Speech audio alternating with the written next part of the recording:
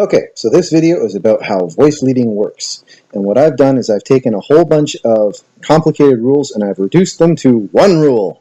One rule to bring them all, and in the darkness of Mordor, or whatever. One rule that does the same thing that all three usually do. So the usual rule for moving chords by fifth is that there's going to be one tone in common, and you're going to keep it in the same place and move the other two voices to the nearest chord tone. But which direction do you move them? Well, if we're being useful, we'll tell you to move both of them in the same direction, and we'll tell them that you should move them both by step. But even so, which direction? If it's keyboard style and they're all nice and close on the staff, it's usually pretty obvious. But if they're spread out in chorale style, it can be a little harder. So what do we say? Well, try both and see which one gives you the right chord. That's kind of a pain in the butt. Okay, so the next rule is moving chords by thirds, and that has sort of the same problem. There's going to be two tones in common, and we're going to keep them both. The third one has to move to the nearest chord tone. Which way? Well, the way that has you moving by step. Which way is that? Again, not so obvious in chorale style, so you try them both ways and find out which one gives you the right chord.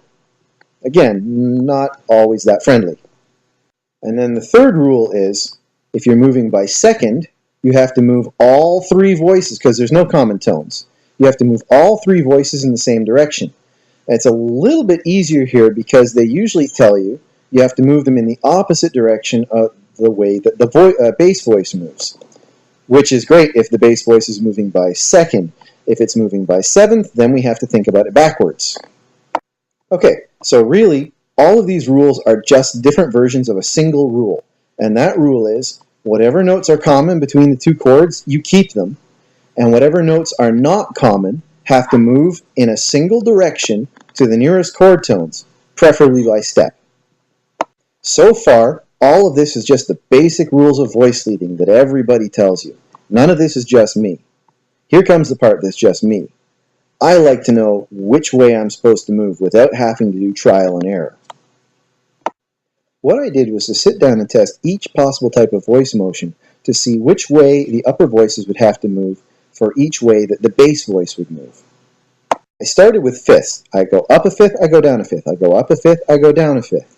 And what I found was that the upper voices were always moving in the opposite direction of the way the fifth was moving.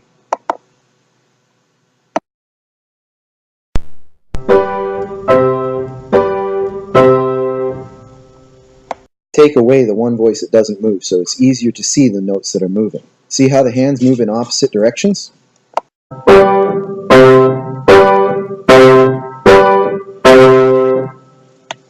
I can also move back and forth between the same two pairs of notes, but by moving down a fourth and then up a fourth. But this time, my hands move in the same direction.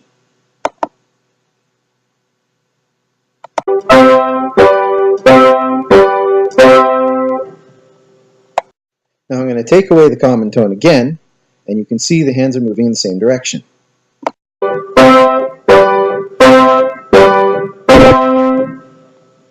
What happens when I want to move by third? Well, it turns out that when I move by third, my hands move in opposite directions again.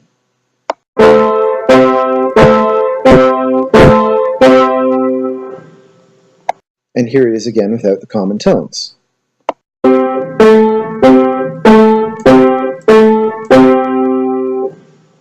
Move by sixth, instead, my hands move in the same direction.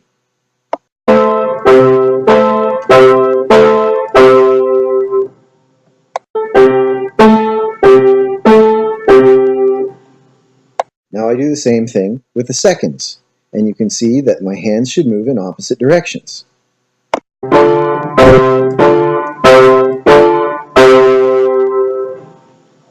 And so you've probably guessed that when I move by sevenths, the hands again move in the same direction.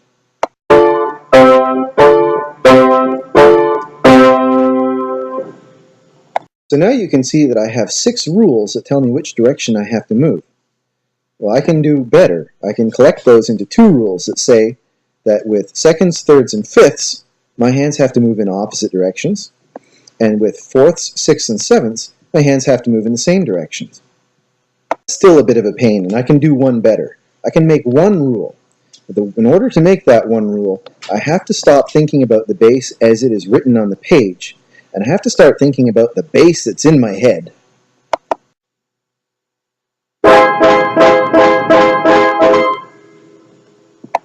The bass in my head is not necessarily a concept that I've invented.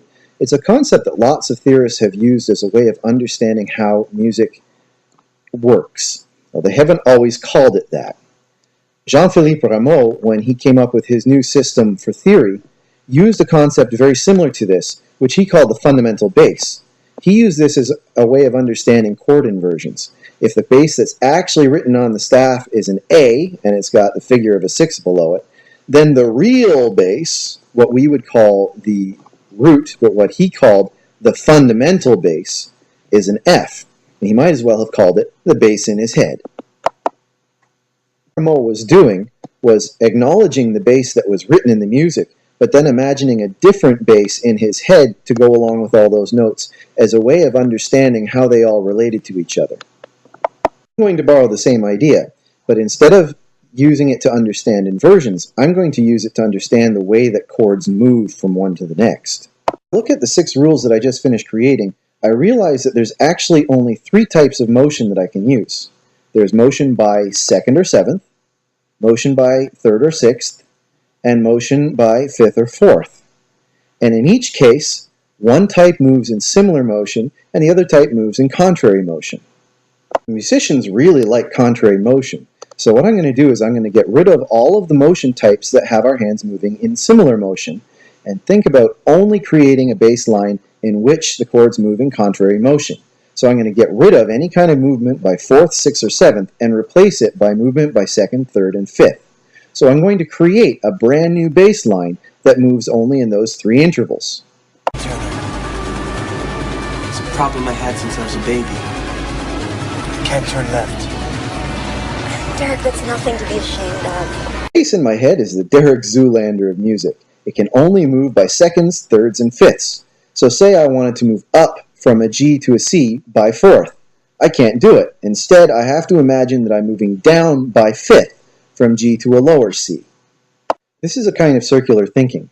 On my circle, if I want to get from G to C, I can either go down 5 or up 4. But the bass in my head can't go 4, so it's got to be down 5. Why would I want to do this? Why would I want to reinvent some other crazy new bass line in my head that doesn't match the one on the page? Well, because when I do this, I can redefine my rule of voice leading so that there's always an easy answer for which direction to move. I have to keep all the common tones, and then I move all the other movable tones in the opposite direction of the way that the bass in my head moves. Moving by fifth, it doesn't matter whether I'm moving up or down. The upper voices are moving in the opposite direction as the bass. But when I'm moving by fourth, it also doesn't matter whether I'm moving up or down. The bass in my head is moving up or down by fifths, and I have to move in the opposite direction of the way the bass in my head moves. 2 things I want to stress before I finish up. The first one is that the whole point of this extra rule is to make it easier to remember which direction you're supposed to move. If you're finding it too confusing, just don't worry about it. It's just supposed to make things easier, and if it's not making things easier, forget it. Everything I said up until I started talking about the bass in your head is standard voice leading that everybody follows. What I want you to remember is that this is the all else being equal rules of voice leading. It works really well within a key for diatonic triads. It doesn't always work for 7th chords and chords with accidentals in them. And there are also lots of times when we move by 5th where we want to move in a different direction. So you will have to learn those other forms of voice leading as well. But this will get